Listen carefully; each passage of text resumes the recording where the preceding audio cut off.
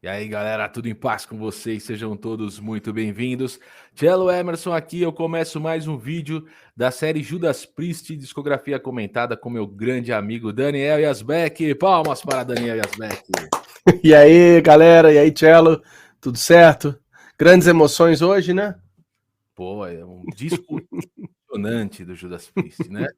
Vamos falar de Turbo, que eu posso dizer, Daniel, aqui com muita honestidade, que este vídeo aqui vai ser o vídeo das contradições de Cello Emerson. Você que quer argumentar contra mim, guarde este vídeo, copie o link em algum lugar, copie o vídeo inteiro na memória do teu computador, porque hoje eu vou me contradizer, hoje eu vou falar bem de tudo que eu passo um ano e meio aqui criticando. Olha aí, tô admitindo Vamos aqui. ver.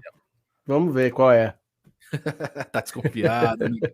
Ixi, Mineiro, né? Sei não, esse cara tá me levando para grupo.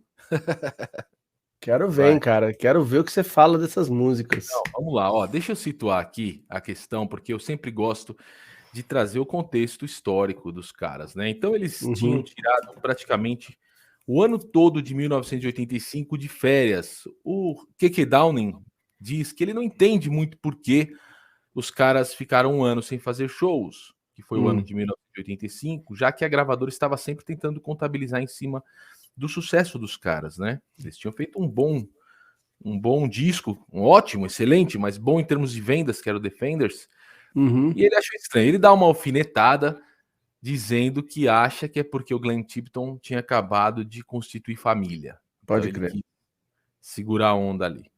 O fato é que essa pausa e todo esse sucesso que os caras tinham, talvez tenham influenciado a sonoridade do Turbo, porque os caras estavam ricos, como a gente falou no vídeo anterior, Daniel, ricos, trocando de carro, comprando casa. Os caras estavam com confiança de que sabiam o que fazer quando iam compor. E eles estavam vivendo muito nos Estados Unidos. Uhum, Rob Halford tinha até comprado casa em Phoenix, Arizona. Então, tudo isso influenciou, não é, Daniel? Essa sonoridade hard sim. rock, né? Estamos Cara, chamando assim. isso aí, na boa, vamos lá, né? Eu não sei se você pegou esse período, Tielo, dos discos de vinil muito baratinhos, na transição ali, né, do CD pro vinil. Que as lojas faziam verdadeiras queimas de estoque, assim, né, para não ter mais aquele trambolho do vinil. E aí vinha muita coisa sobrava muita coisa de hard, assim, mas hard anos 80, né, que era visto assim, a galera tinha nojo disso em 94, 95, era assim, execrável, e eu adorava, né.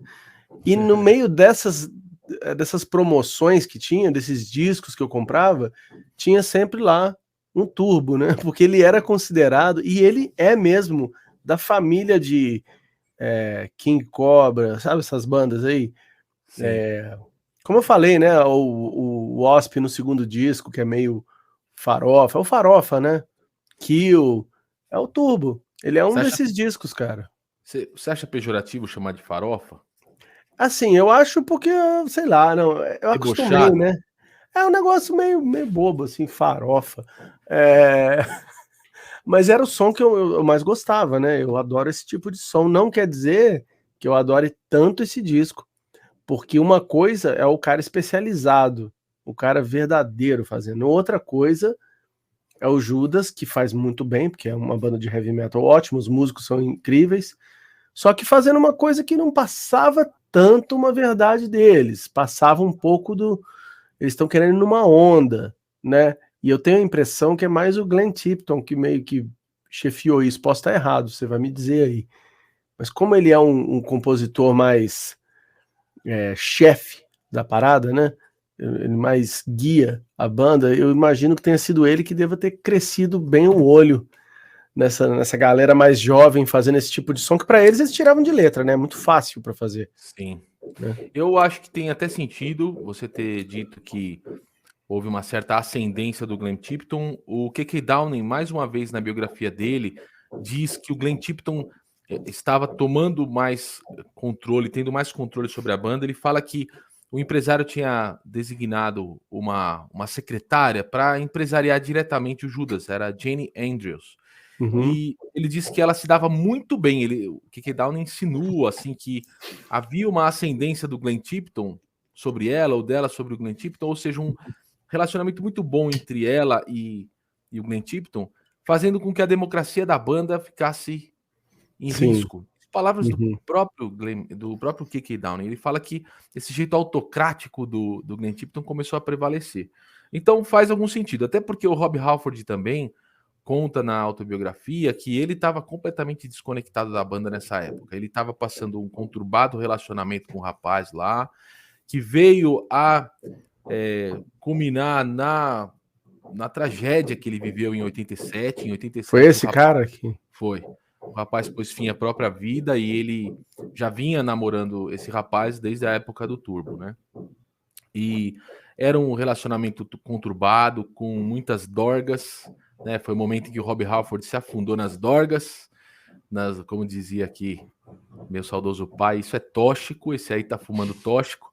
Então o Rob Halford tava fumando muito tóxico, tava mesmo no pó branco. Eu tô evitando palavras assim que eu não gosto nem de falar, mas estava afundado no pó branco, ele mesmo diz, e o carinha estava com ele nessa, e o rapaz era um ex-soldado ali do exército dos Estados Unidos, era um tanto quanto agressivo, eles saíam na porrada. Ele disse que em uma ocasião, eu não sei exatamente a data, se foi antes ou depois da gravação do Turbo, mas é nesse período, entre o Turbo e o Hamilton, ele fala que ele chegou a esmurrar o cara, deixou o cara desfigurado e tanto dar soco no cara. O cara devolveu também uma porrada de soco nele, ele ficou todo arrebentado. E então eles ficaram sem se ver um tempo. E depois o Rob Halford se interna. Foi aqui, nesse período, durante as gravações do Turbo, que o Rob Halford vai para reabilitação. Os caras do Judas dizem em entrevistas da época, aqui na biografia do K.K. Downing, pô, a gente nem sabia que o cara consumia isso. Acho que é migué dos caras, tá? Acho que eles são esses britânicos muito fechados. Eles têm dificuldade em ficar contando muito das coisas internas deles, das coisas pessoais. Acho que é migué, acho que é para preservar. Como assim? Ó, se o Rob vai contar, ele que conte, mas nós vamos falar. Sim. Eles dizem que não sabiam que ele estava afundado em bebida. Já o Rob Halford disse que nunca gravou um disco sóbrio até então. O começo da gravação do Turbo, ele ainda tá breaco e ele vai para reabilitação, fica um mês. O disco foi lançado em abril de 86, eles já estavam gravando desde o segundo semestre de 85. E ele fica um mês na reabilitação e volta e grava mais algumas músicas. Salvo engano, a Reckless e uma outra. Eu vou pegar aqui na minha anotação e vou falar depois. Então ele diz, primeira vez na vida que ele gravou sóbrio. Depois, quando eles saem para turnê, ele fala, primeira vez que ele sai para uma turnê sóbrio. É curioso. Já o K.K. Downing diz que ele sempre foi antidrogas, que ele não curte, que ele chegou a sair na mão quase com o Dave Holland quando eles estavam entrando em Berlim. E ele descobriu depois que isso a gente está falando dos anos 80, quando tinha aquela divisão ali política muito rude, né? O tratamento para passar de uma fronteira para outra era muito difícil ali. E ele disse que o Dave Holland entrou em Berlim com alguma coisa de ervas fumáveis, né? Se é que vocês me entendem. E ele falou que pegou o cara pelo pescoço e deu um esculacho no cara. Você tá louco, meu? A gente ia ser preso, você vai me envolver na sua parada aí. Então o K.K. Downing já é assim, declaradamente muito antidrogas, diz ele, né? E ele chega até a insinuar numa página da biografia que o Glenn Tipton estava entregue ao pó também, porque ele fala que teve um show em que ele via o Glenn Tipton pedindo pro Dave Holland tocar mais rápido. Ele fala, pô, mas a gente já tá tocando 3 vezes mais rápido. E ele faz esse comentário depois de comentar sobre a entrada de drogas na banda. Então ele fala, olha, os empresários sempre chegavam, jogavam um pacote ali de porcaria para nós, e porcaria fica por minha conta, tá? Para evitar falar as palavras. E ele diz, e ele tá falando isso, e de repente fala, o Glenn Tipton tocava toda hora mais rápido, tá? Então você faz uma associação que ele tá insinuando que o Glenn Tipton também estava na parada. Então, Daniel, eu vejo como um disco que deve ter mesmo, e o Ian Hill não apita nada, e o Dave Holland não apita nada. Então, o K.K. Downing sempre ele conta que ele deixa o Glenn Tipton decidir. Então, faz sentido. Tudo isso para dizer que faz sentido o que você comentou, devia ser uma visão do próprio Glenn Tipton, até porque a faixa título, ela começa a partir do efeito que o Glenn Tipton faz na guitarra sintetizada. Então, aquela introdução do Turbo, da música Turbo, eles dizem que eles estavam com uma jam e ele fez. E como os caras tinham comprado 2 Porsches, né? O o K.K. Downing e o Glenn Tipton tinham comprado Porsches, né, 911, Porsche Carrera, ele falou, pô, isso aí parece os Twin Turbos dos Porsches, né, esse som. E aí, ficou Turbo, Twin Turbo, aquele lance deles gravarem um disco duplo que ia se chamar Twin Turbos.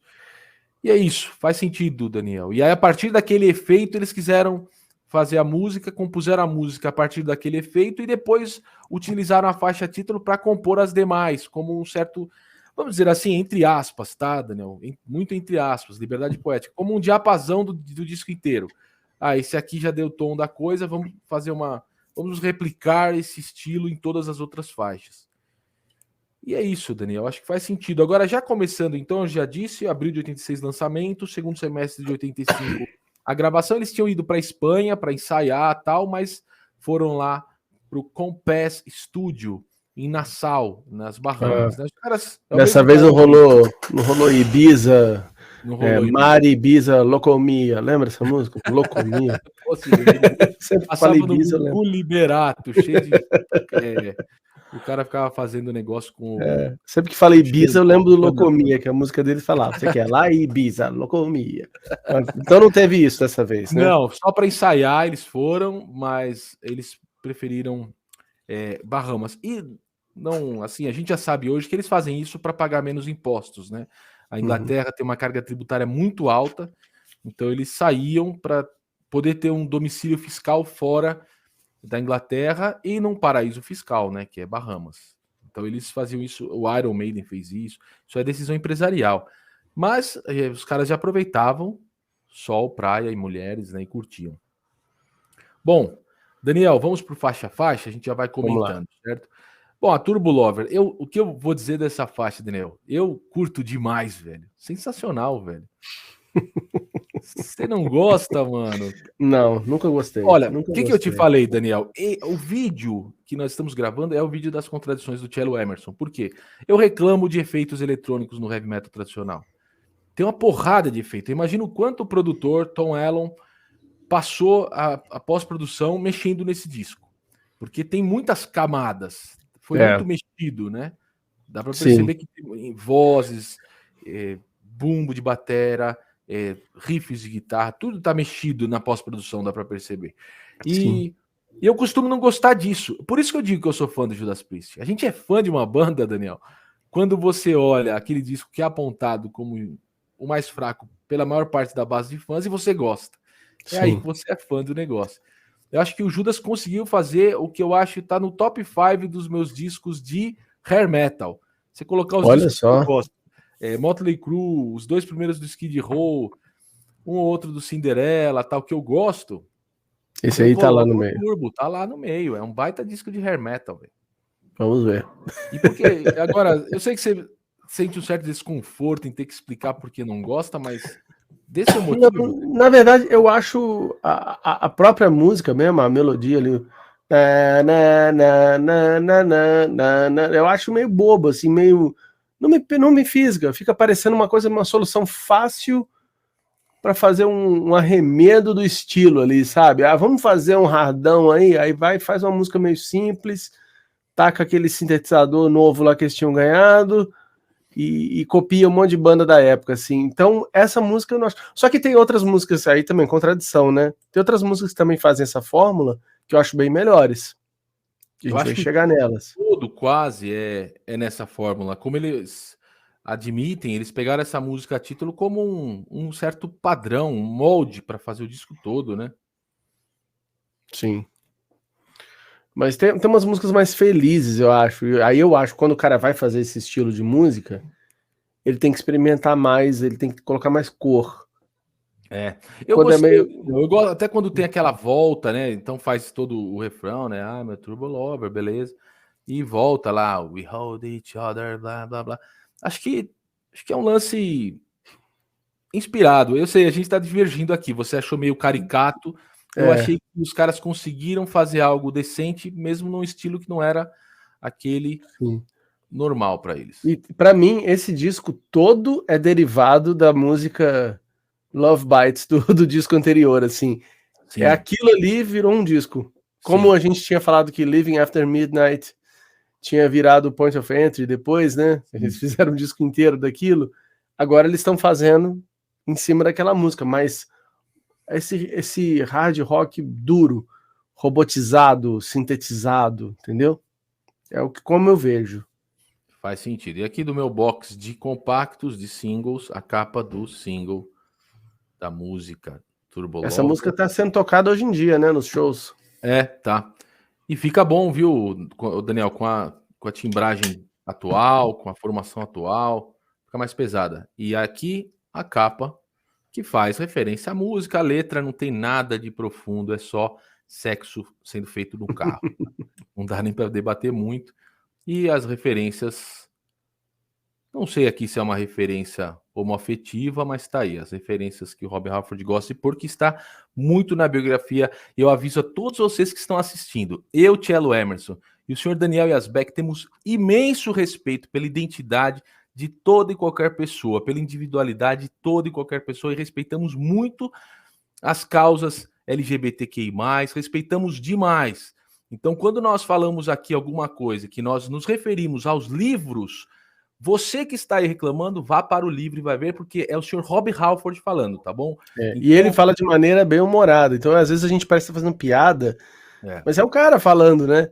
Ele, como ele fala lá, poxa, ele ria por dentro de saber que aquele monte de machinho do heavy metal tava copiando coisas do mundo gay. Ele fala isso, né? Então nós, que fazemos a série aqui, nós não vamos ficar nos patrulhando, porque nós já respeitamos muito todas as identidades, todo tipo de pessoa. Eu afirmo isso com muita convicção. Então, pessoal, quer reclamar, pode trocar ideia, pode mandar no meu privado, pode me ligar, fique à vontade, a gente vai ter sempre ideia para trocar. Eu sou um cara de uma outra geração que me esforço ao máximo para conhecer tudo que vem acontecendo no mundo na época atual. Tenho 2 filhos, estou muito preocupado, sim, com o psicológico das pessoas, com as questões identitárias, sim, sem ficar com, como eu posso dizer assim, com o clichê que o pessoal da direita gosta de falar, né, Daniel, da lacração, não é isso. Mas eu me preocupo e gosto de dar essa ideia para as pessoas. Mas não venha insinuar que eu e Daniel Yazbek estamos de alguma maneira fazendo aqui qualquer deboche em relação a isso, certo? Isso é tudo documentado no livro, tá aqui, do senhor Rob Halford, lançado pela Belas Letras, a autobiografia. Tanto é que no outro vídeo eu fiz questão de tomar o cuidado de ler o livro, tá? Então não é ideia minha, e eu respeito todos vocês, e você é o primeiro a estar lá na linha de frente para defender os direitos de todos e de todas, quando for qualquer tipo de desrespeito. Eu sou o primeiro, vou estar na linha de frente, então não venham patrulhar esse alastrar aqui, não. Galera, voltando, eu precisava dar esse toque aqui para a galera. A segunda faixa também é olha, eu nunca vi esse compacto single. Compacto aí, ó, olha. Olha lá.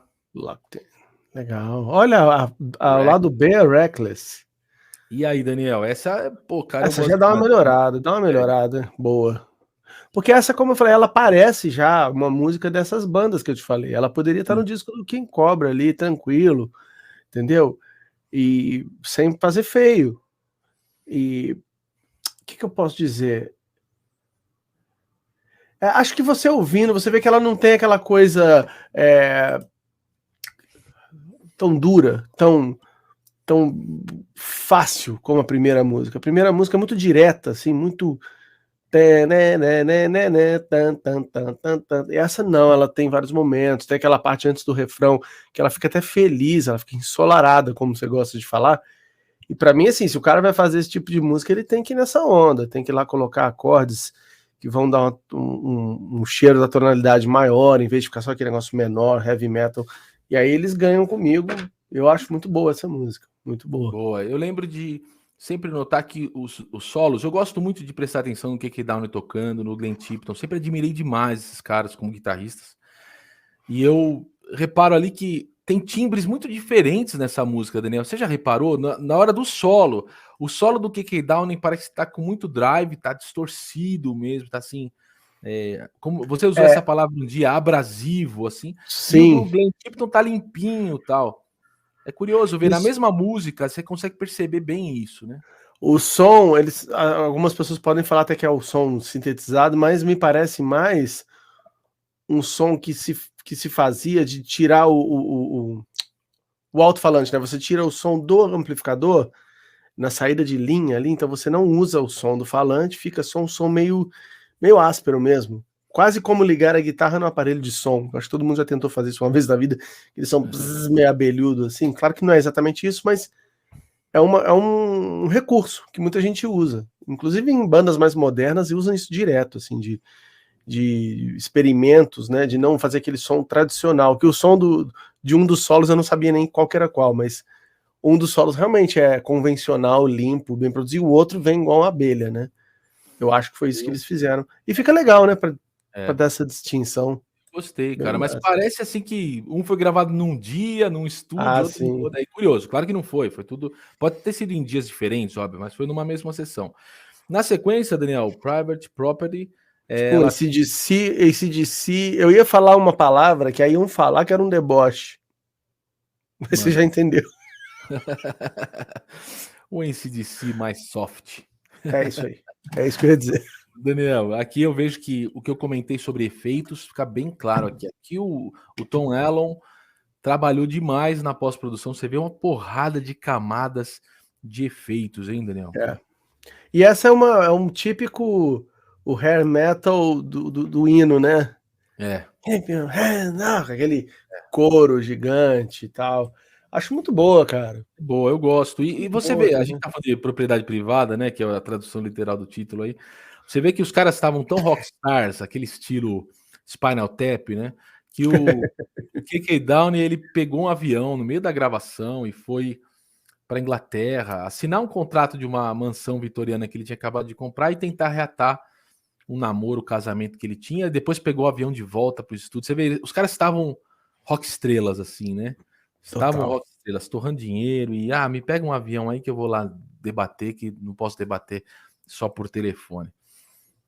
É curioso, Daniel, a questão do show. A gente tá falando das guitarras sintetizadas. No show ia ser um problema. Pensa, Daniel, você que é músico, você que é um bom músico de palco, você teria a guitarra sintetizada e depois teria. Isso numa discussão para a época, né? Claro que hoje você já conhece outros equipamentos, mas para a época eles colocaram essa questão. Como que vai fazer, né? Nas músicas do Turbo, pega a guitarra sintetizada. Aí na música do British Steel, pega a guitarra. E aí eles, a Hammer, a fabricante, criou para eles o captador só sintetizado.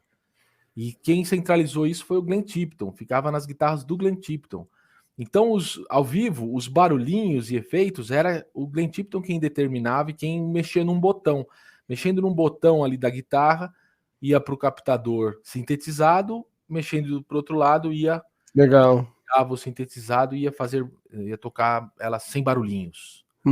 Maneiro, é uma boa solução, né?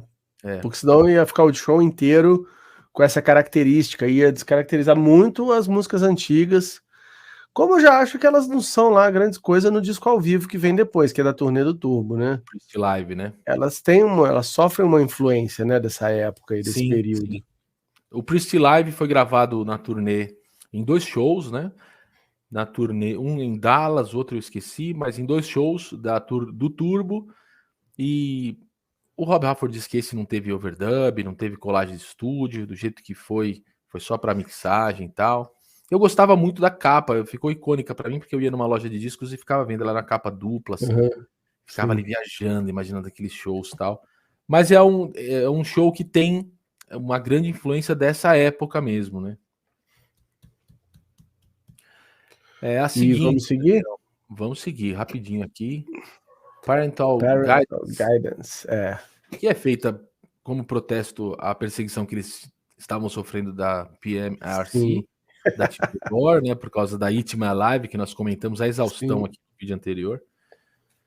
E é isso, Daniel. É uma boa música também, não tem nada de diferente, né? Eu tenho que falar assim, eu adoro, eu gosto muito, ela é muito ridícula, cara, porque é um negócio alegrinho, assim, fofinho do Judas, né? Mas eu gosto demais. Pra mim, tá muito 5 estrelas, assim, normal. Mas eu sei que deve ter sido horrível pro cara metaleirão ouvir um negócio desse, cara.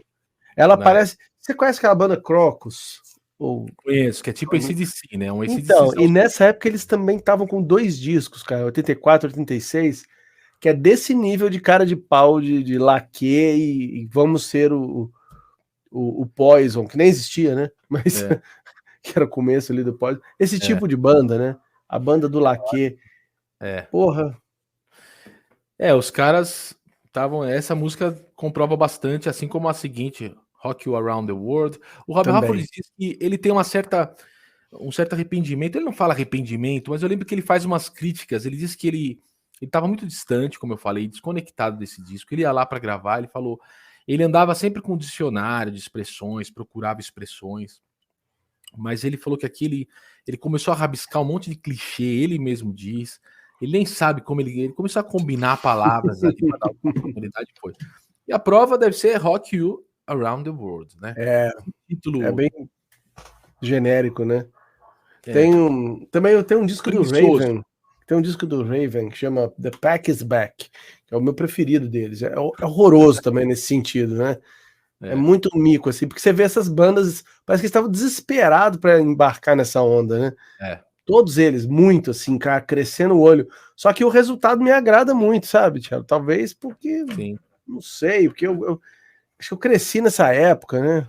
Sim. Eu tinha o quê? Aqui nessa época eu tinha 7 anos, então era o som que rolava em propagandas, em programas de TV, em filmes. Então tem um negócio muito especial. Quando eu ouço um sonzinho assim, velho, eu compro a ideia total. É curioso que eu conversei com o John Gallagher do Raven e eu falei sobre esse disco para ele. Eu falei, ele admitiu. Detestar.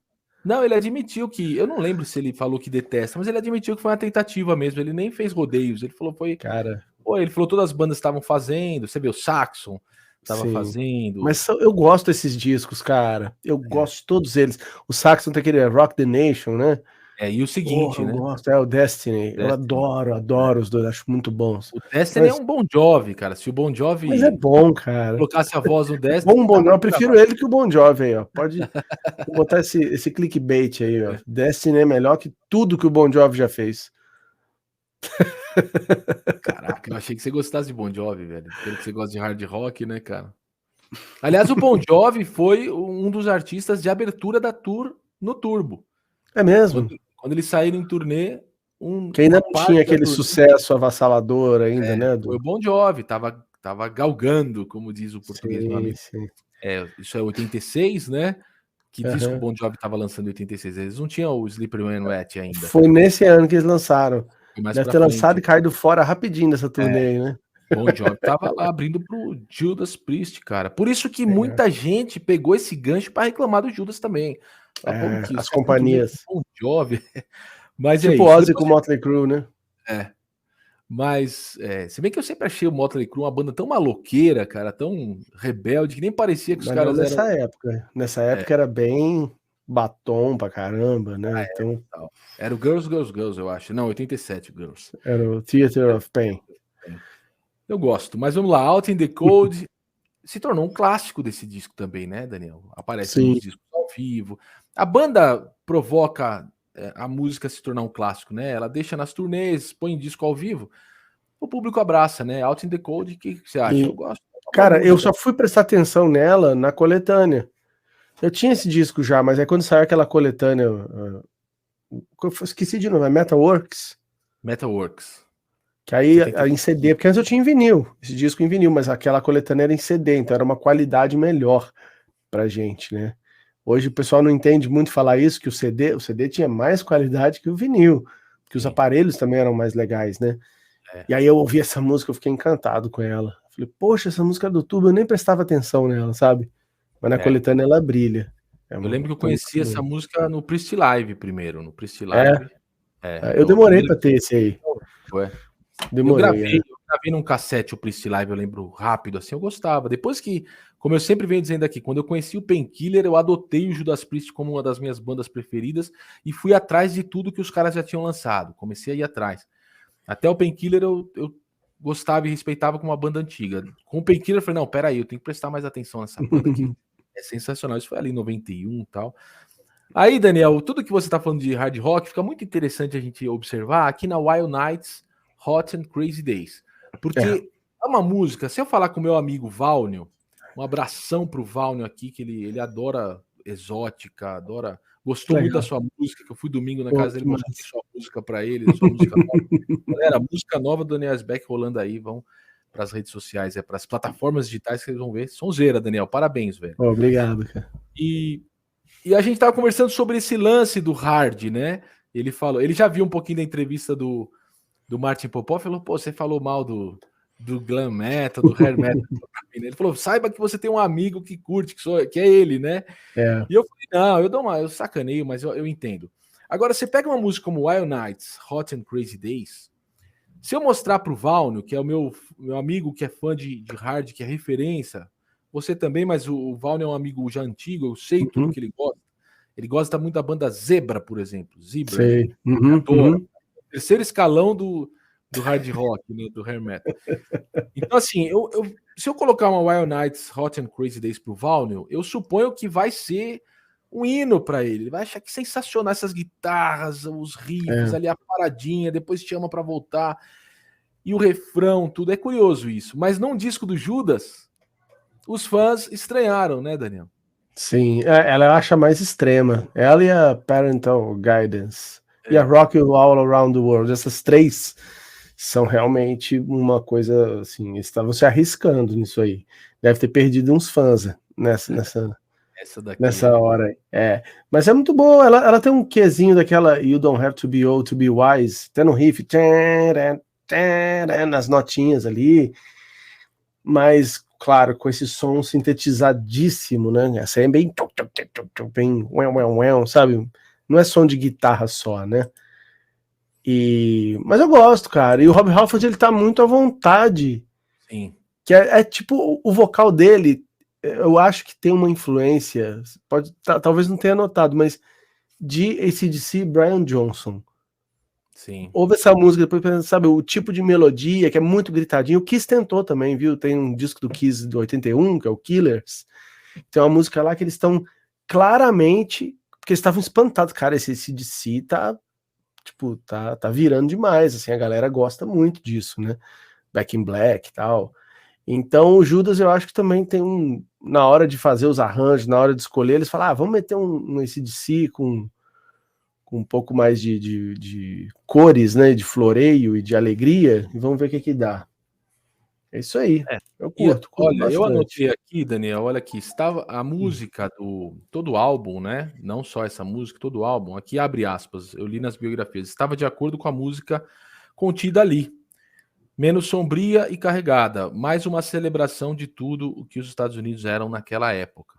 Então, eu acho que essa citação é do Rob Halford, tá? Então, refletiu aí. Naquele exercício que você sempre faz, Daniel, que você fazia na série do Udo, de ficar identificando outras músicas, aqui talvez você ia conseguir identificar não só do Judas, mas de outras bandas. Não sei se do Quiet Riot, isso. De outras daquele começo do próprio Motley Crue. E Hot for Love, você citou o Kiss, a Hot for Love tem muito jeito do Kiss da época, né? Do Kiss do Crazy Nights veio um pouco depois, mas tem essa do Animalize pra frente. Tem. A Hot for Love tem muito esse jeitão que o Kiss estava fazendo, né, cara? Verdade. É isso aí que, na verdade, o Kiss, nesses discos, ele não estava sendo pioneiro em nada, né? Ele estava indo na cola do Bon Jovi. Do Van Halen. Só que eu prefiro, tá? Eu sou muito mais fã do Kiss do que do Bon Jovi, do Van Halen, do Motley Crue, qualquer outra banda. Porque o Kiss é a minha banda do coração mesmo, né? Sim. Mas é isso. E o Judas, eu vi até que o Martin Popov, ele fala também, né? Que ele acha que o British Steel é o disco Kiss do Judas. Sim. Eu não concordo que seja ele, eu acho que é o próximo, mas eu acho que andar com o Kiss na turnê ali teve um impacto nos caras, que ele fala, olha só como o som deles é mais direto, como pega mais a galera, né? Sim. Então isso ficou uma lição que eles vão jogando sempre. Eles vão usando isso sempre. Isso aí, Daniel. E aí tá esse Hot for Love. E Reckless, cara, posso te falar, mais um, aqui é Guilty Pleasure do Cello, né? Mais uma contradição. Cara, eu acho sensacional, eu adoro essa música, velho. Reckless, que é a música que poderia ter sido a trilha sonora do Top Gun, né? Você sabe dessa história, né, Daniel? Os Sim. caras receberam ali uma proposta de colocar Uma Reckless cagada, né? e recusaram. Tanto o Rob Halford quanto o KK Downing fala, teve um cara da banda que a gente não vai falar qual é, que não quis. Gênio, né? Eles zoam, né? Gênio. Não quis achando que ia dar errado. Se não é então, o KK quem será? Será que é o Ian Hill? Quem será? Será que é o Dave Holland? Os caras... Meu Porque que Deus, Downing hein? é fácil detonar. É interessante aqui, Reckless também é um baita clichêzão de hard, né? Os caras falam Mas é até boa, Alive né? and Kicking. 110 bandas no universo, 10% de bandas de hard Usa falam essa Alive and expressão. Kicking.